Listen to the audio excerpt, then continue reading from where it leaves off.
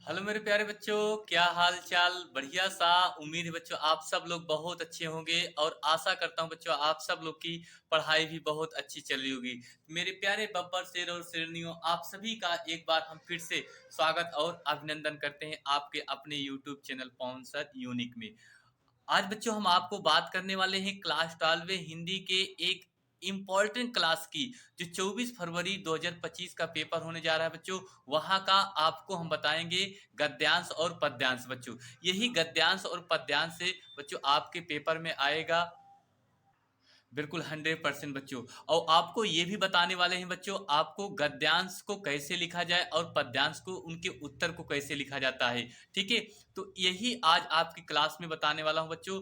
आप लोग बिल्कुल बने रहना है, लास्ट तक देखना है बच्चों। आप सबको अच्छे से समझ में आएगा, एक एक पॉइंट आपको समझ में आएगा। बिल्कुल कहीं इधर उधर की जरूरतें नहीं है। चलिए बच्चों स्टार्ट करेंगे, और सभी छात्रों से गुजारिश करूंगा भैया प्लीज वीडियो को लाइक शेयर और सब्सक्राइब जरूर कीजिए। देखिए बच्चों, देखिए आज हम लेकर के आए हैं 24 फरवरी हिंदी का पेपर। 24 फरवरी हिंदी का पेपर। ठीक है, सबसे पहला बच्चों आपका होता है, शुरू में आपके पहला और दूसरा जो क्वेश्चन होता है गद्य और पद्य के पांच पांच बहुविकल्पी क्वेश्चन होते हैं। उसके बाद ये क्वेश्चन आपका तीसरा नंबर से शुरुआत होता है। यहाँ से बच्चों कहा जाता है गद्यांश और पद्यांश का संदर्भ लिखने के लिए आता है। गद्यांश और पद्यांश का संदर्भ लिखने के लिए आता है, तो उनके उत्तर को कैसे लिखा जाए यही आज की वीडियो में हम बच्चों आप लोग से हल कराएंगे, और कॉपी में किस तरह से लिखा जाए ये भी आपको बताएंगे। उसके बाद रेखांकित अंश की व्याख्या कैसे की जाती है ये भी आपको हम ट्रिक अनुसार बताएंगे। बहुत सारे छात्र को पता ही नहीं रहता है कि यह किस पाठ से लिया गया है, तो इसका अर्थ कैसे लिखा जाए। ठीक है, उनको नहीं पता है, तो उन सभी छात्रों को हम बताने वाले हैं कैसे लिखा जाता है। उसके बाद 20 में आपको 20 नंबर कैसे लाया जाए, आपके जो 20 नंबर में 20 नंबर कैसे लाया जाए ये भी आपको हम इसी वीडियो में बताने वाले हैं। उसके बाद फिर कहा जाए बिना पहचाने कर भी कैसे लिखेंगे, बिना पहचाने भी कर लेंगे आप सभी लोग। ठीक है, ये आपसे बिल्कुल 100% वायरल टॉपिक है। आप सभी लोग अच्छे से वीडियो को क्या करना है बच्चों, देखना है। ठीक भाई, चलिए स्टार्ट करते हैं क्लास की। भैया ये आपका अगर देखा जाए तो ये आपके पेपर का तीसरा क्वेश्चन है। तो तीसरा क्वेश्चन में यही लिखा गया है कि दिए गए गद्यांश पर आधारित निम्नलिखित प्रश्नों के उत्तर दीजिए। दिए गए गद्यांश पर निम्नलिखित प्रश्नों के क्या देना है बच्चों, उत्तर देना है। तो सबसे पहले बच्चों आपको ये क्लियर होना चाहिए, ये गद्यांश को आप अच्छे से पढ़िए। ठीक है, गद्यांश लिखा है मातृभूमि पर निवास करने वाले मनुष्य राष्ट्र का दूसरा अंग होते हैं। राष्ट्र का वो क्या होते हैं, दूसरा अंग होते हैं। पृथ्वी हो और मनुष्य ना हो तो राष्ट्र की कल्पना असंभव है। राष्ट्र की कल्पना क्या है, असंभव है। पृथ्वी और जन दोनों के समन्वय से ही राष्ट्र का स्वरूप संपादित होता है। राष्ट्र का स्वरूप क्या होता है बच्चों, संपादित होता है। जन के कारण ही पृथ्वी जन के कारण ही पृथ्वी मातृभूमि को संज्ञा प्राप्त करती है। पृथ्वी माता है और जन सच्चे अर्थों में पृथ्वी के क्या है, पुत्र हैं। ये गद्यांश है बच्चों। अब कहा जाए कि यहाँ देखिए रेखांकित रेखा खींची गई है, पृथ्वी माता है और जन सच्चे अर्थों में पृथ्वी के क्या है, पुत्र हैं। इसी का हमें क्या करना रहता है, संदर्भ लिखने के लिए आता है। अब देखिए इसके यहाँ से आपके 5 प्रश्न बनाए गए हैं। कितने प्रश्न बच्चों, 5 प्रश्न। पहला प्रश्न आपका लिखा है उपयुक्त गद्यांश के पाठ और लेखक का नाम लिखना है। यहाँ से आपको बच्चों 2 नंबर बनेगा। रेखा चित्र की रेखांकित अंश की व्याख्या करना है, यहाँ से भी 2 नंबर बनेगा। राष्ट्र की कल्पना कब असंभव है, ये भी आपको उत्तर देना होगा। पृथ्वी और जन दोनों मिलकर क्या बनाते हैं, पृथ्वी कब मातृभूमि को संज्ञा प्राप्त करती है। एक और आपका रहता है बच्चों, अथवा में रहता है। अगर ये आपको नहीं आ रहा तो अथवा को पढ़ लीजिए, उसको भी आप कर सकते हैं। ठीक, तो सबसे पहले बच्चों हम इसी को देखने वाले हैं। ये देखिए कैसे इसको पकड़ेंगे।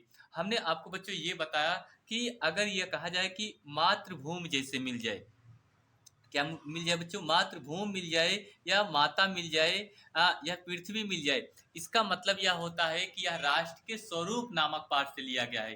किसके पाठ से लिया गया है, ये देखिए राष्ट्र लिखा है ना, राष्ट्र के स्वरूप नामक पाठ से लिया गया है। और राष्ट्र के स्वरूप नामक पाठ के जो लेखक हैं वासुदेव शरण अग्रवाल जी हैं। कौन है भैया? वासुदेव शरण अग्रवाल जी। अब इसको हम बात करेंगे कि इसका आंसर कैसे लिखा जाए अपनी कॉपी में, ये देखेंगे।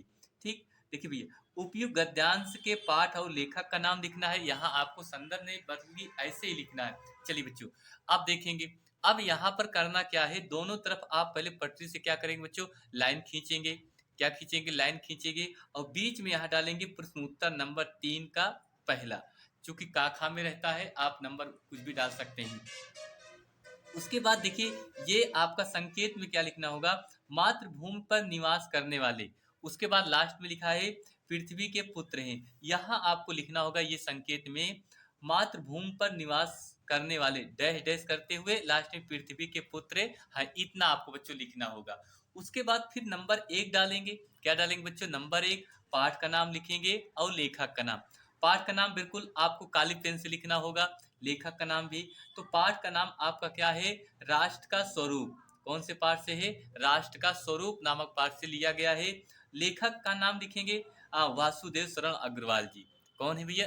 वासुदेव शरण अग्रवाल। इतना समझ में आया अच्छे से बच्चों? चलिए अब उसके बाद आगे देखिए। उसके बाद फिर आगे लिखेंगे, कह रहा है रेखांकित अंश की व्याख्या करना है। ये देखिए, हमें केवल इन्हीं का व्याख्या करना है।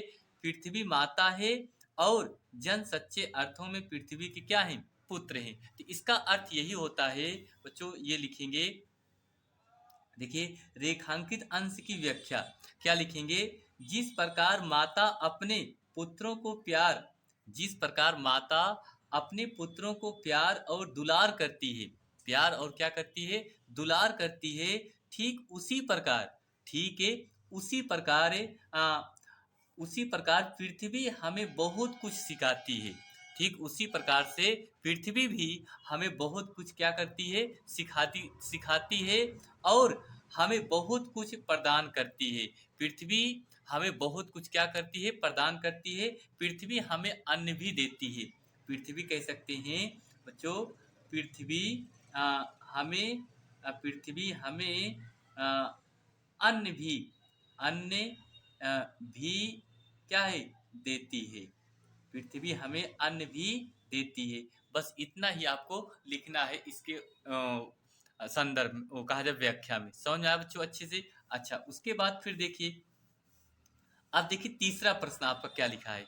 तीसरा प्रश्न कह रहा है, राष्ट्र की कल्पना कब असंभव है? राष्ट्र की जो कल्पना है बच्चों, वो कब असंभव है?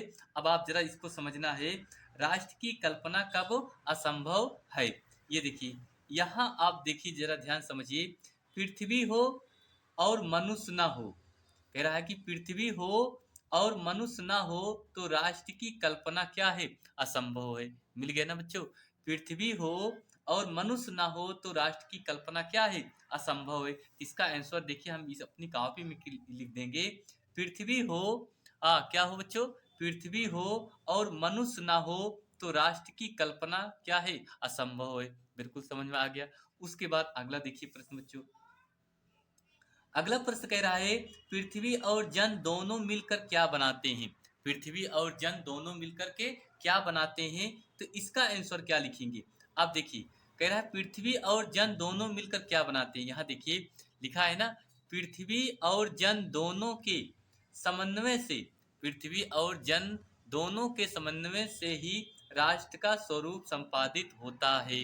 राष्ट्र का स्वरूप क्या होता है बच्चों? संपादित होता है। इसका आंसर भी तो यही लिखेंगे, लिखेंगे ना, पृथ्वी और जन दोनों के समन्वय से ही, पृथ्वी और जन दोनों के समन्वय से ही राष्ट्र का स्वरूप क्या होता है? संपादित होता है। समझ में आया बच्चों? क्लियर? उसके बाद पांचवा देख लेते हैं।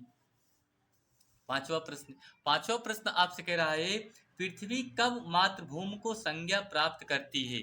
पृथ्वी कब मातृभूमि को क्या प्राप्त करती है? संज्ञा प्राप्त करती है। तो यहाँ से देखिए, लिखेंगे क्या है?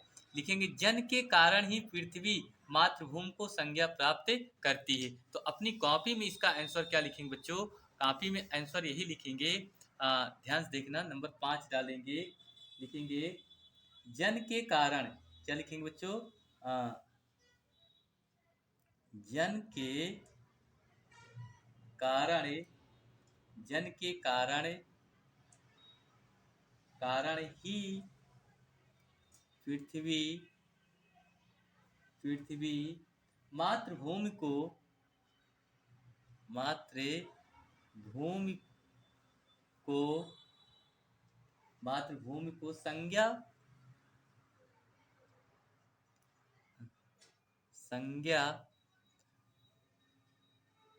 प्राप्त करती है प्राप्त करती है। ये हो गया भाई। ठीक, देख लीजिए ये पांचों के आपने गद्यांश कितने अच्छे तरीके से बच्चों आपने लिख दिया। यहाँ से आपको पूरे पूरे नंबर बच्चों 10 नंबर आपका क्लियर बन जाएगा। ठीक भैया, आगे देखते हैं। आगे बच्चों हम बात करेंगे आपका जो चौथा प्रश्न होता है वो पद्यांश होता है। क्या होता है बच्चों? पद्यांश होता है। ठीक भैया, देखते हैं। चलिए अब आगे देखिए, ये आपका है चौथा प्रश्न। क्या है बच्चों? चौथा प्रश्न। चौथा प्रश्न में आपका लिखा है दिए गए पद्यांश पर आधारित निम्नलिखित प्रश्नों के उत्तर दीजिए। क्या लिखा है बच्चों? दिए गए पद्यांश पर निम्नलिखित प्रश्नों के क्या देना है? उत्तर देना है। कैसे देखें? पहले अब आप इस पद्यांश को अच्छे से क्या करेंगे बच्चों? पढ़ेंगे। क्या करेंगे? इस पद्यांश को अच्छे से पढ़ेंगे। लिखा है यही, कह रहा है कि निज जन्म जन्म से सुने जीव यह मेरा, धिक्कार उसे था महास्वार्थ ने घेरा। धिक्कार उसे था महास्वार्थ ने घेरा। 100 बार धन्य यह एक लाल की माई। 100 बार धन्य यह एक लाल की माई। जिन निज जननी ने है जना भरत सा भाई। भरत सा भाई। पागल सी प्रभु के साथ सभा चिल्लाई। पागल सी प्रभु के साथ सभा चिल्लाई। 100 बार धन्य वह लाल की, वह एक लाल की माई। 100 बार धन्य वह एक लाल की माई। ये है बच्चों। अब इसमें आपको भैया इसके उत्तर लिखना है। उत्तर देखिए क्या लिखा गया है। कह रहा कि उपयुक्त पद्यांश का संदर्भ लिखिए। उपयुक्त पद्यांश का हमें क्या लिखना है? संदर्भ लिखना है। उसके बाद बच्चों अगर बात करें, देखिए भैया, और दूसरा कह रहा है रेखांकित अंश की व्याख्या कीजिए। अब यहाँ से आपका जो रेखा खींचा गया है, कह रहा है कि निज जन्म जन्म से सुने जीव यह मेरा, धिक्कार उसे था महास्वार्थ ने घेरा। उसके बाद इसका अर्थ लिखना है, व्याख्या करना है। फिर तीसरे प्रश्न में कह रहा है कि कैकेयी स्वयं को धिक्कारती हुई क्या कहती है। कैकेयी स्वयं को धिक्कारती हुई क्या कहती है। फिर चौथा प्रश्न कह रहा है कैकेयी के प्रायश्चित के उपरांत श्री राम ने उन्हें क्या कहते हैं। प्रायश्चित के उपरांत उन्हें श्री राम जी क्या कहते हैं।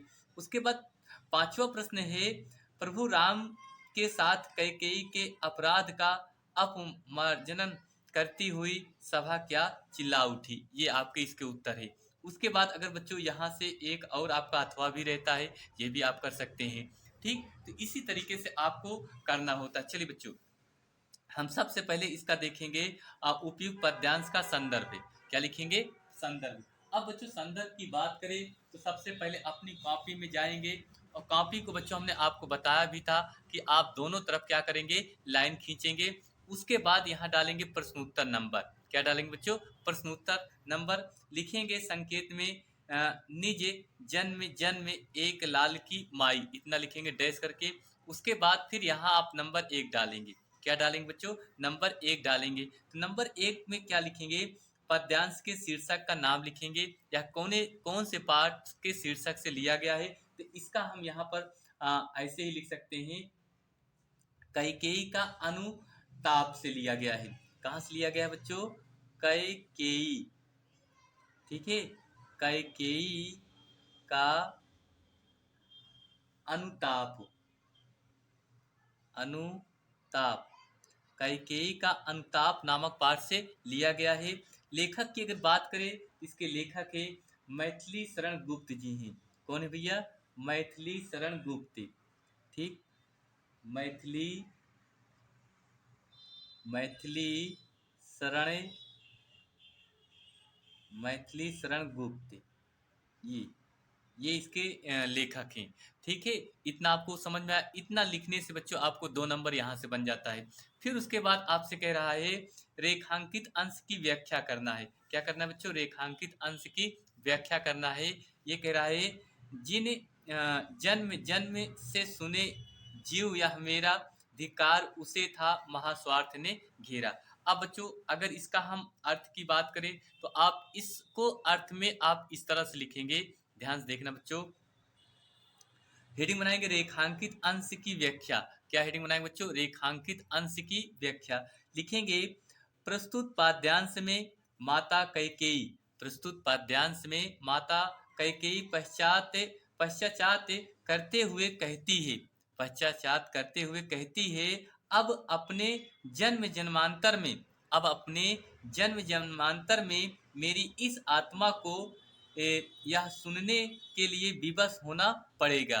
कह रहे हैं कि मेरी इस आत्मा को यह सुनने के लिए विवश होना पड़ेगा कि धिक्कार है उस रानी कैकेयी को, कि धिक्कार है उस रानी कैकेयी को, उसे तो महास्वार्थ ने घेर लिया था, कि उसे महास्वार्थ ने क्या किया था बच्चों? घेर लिया था। इतना बस आपको इतना ही इसमें लिखना है और ज्यादा नहीं लिखना है। हमने तो पूरा आपको व्याख्या ही करके बता दी।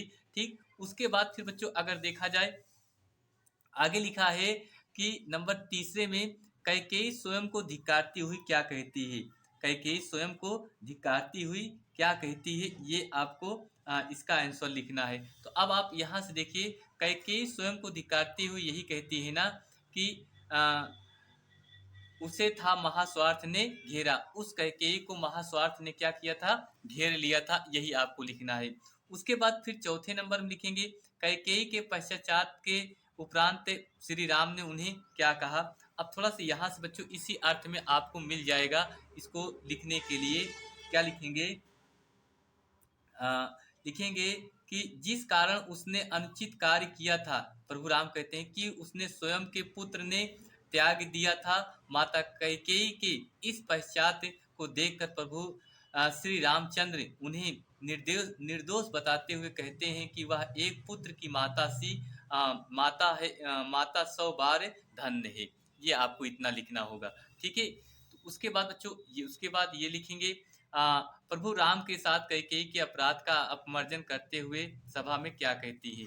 यहाँ देखिए कह रही है कि पागल सी प्रभु, पागल सी प्रभु के साथ सभा चिल्लाई 100 बार धन्य वह एक लाल की माई, ये है इसका अर्थ। ठीक है, तो बच्चों ये आपके बोर्ड एग्जाम के तहत सबसे इम्पोर्टेंट टॉपिक होगा बच्चों, जो आपको अच्छे तरीके से लिख देंगे। तो इसी तरीके से बच्चों आपको गद्यांश और पद्यांश लिखना है बिल्कुल, और इधर उधर भटकने की आवश्यकता नहीं है। तो चलिए बच्चों बस इतना ही, बस यही दो आप लोग क्वेश्चन तैयार कर लीजिए, आपको मिल जाएगा। ठीक, चलिए भैया बस इतना ही, मिलते हैं अगली क्लास में। थैंक यू, आप सभी छात्रों को बहुत बहुत दिल से धन्यवाद देता हूँ, आपने अपना प्यार आशीर्वाद हमें दिया। थैंक यू, धन्यवाद आप सभी छात्रों को।